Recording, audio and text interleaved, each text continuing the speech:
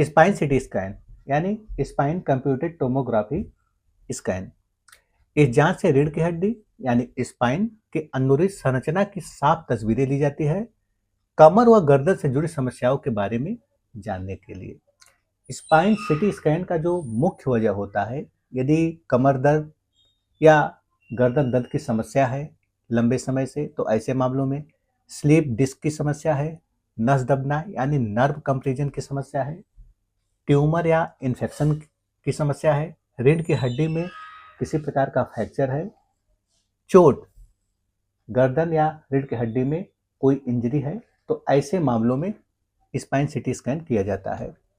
Spine CT scan जो chart है, इसका जो पैरामीटर होता है वर्टेब्रे यानी बोन, यदि यह नॉर्मल फाइंडिंग है यानी सामान्य स्थिति है तो रिपोर्ट में इंटैक्ट एंड नॉर्मल ऐसी स्थिति रहेगा। एब नॉर्मल फाइंडिंग है तब फ्रैक्चर या डैमेज की स्थिति है।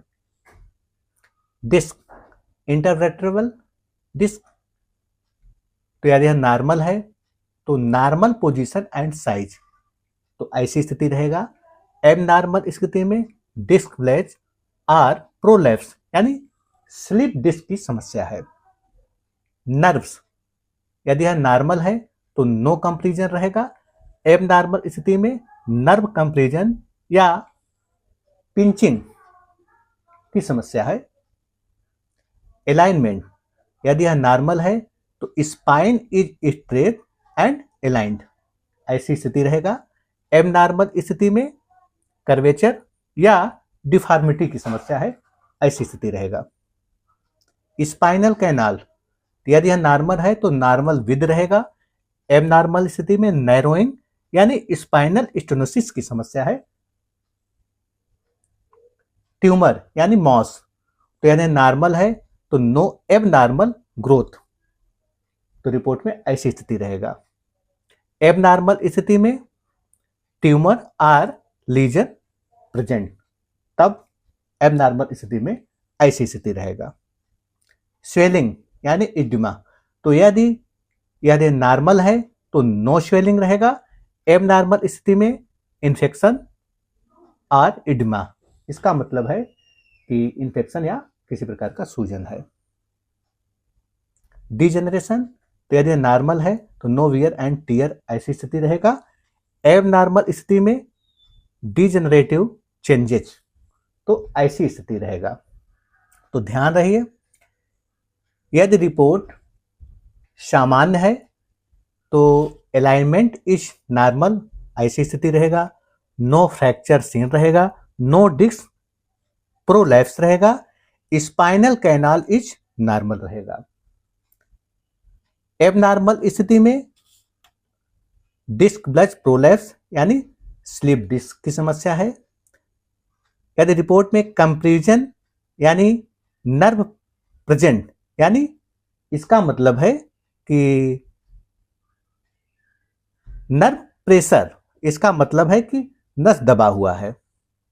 फ्रैक्चर, तो इसका मतलब होता है कि यदि रिपोर्ट में ऐसी स्थिति है तो यह संकेत है ब्रोकन बोन, यानी हड्डी टूटा हुआ है। स्टेनोसिस, यदि रिपोर्ट में ऐसा है तो इसका मतलब है नैरोइंग स्पाइनल कैनाल, तो ऐसी स्थिति है। डीजनरेशन, अगर रिपोर्ट में जनरेशन है इसका मतलब है कि स्पाइनल में किसी प्रकार का घिसाव है। लीजन आ रहा है तो इसका मतलब है कि कोई असामान्य जगह है जहां पर समस्या का बारे में संकेत बता रहा है।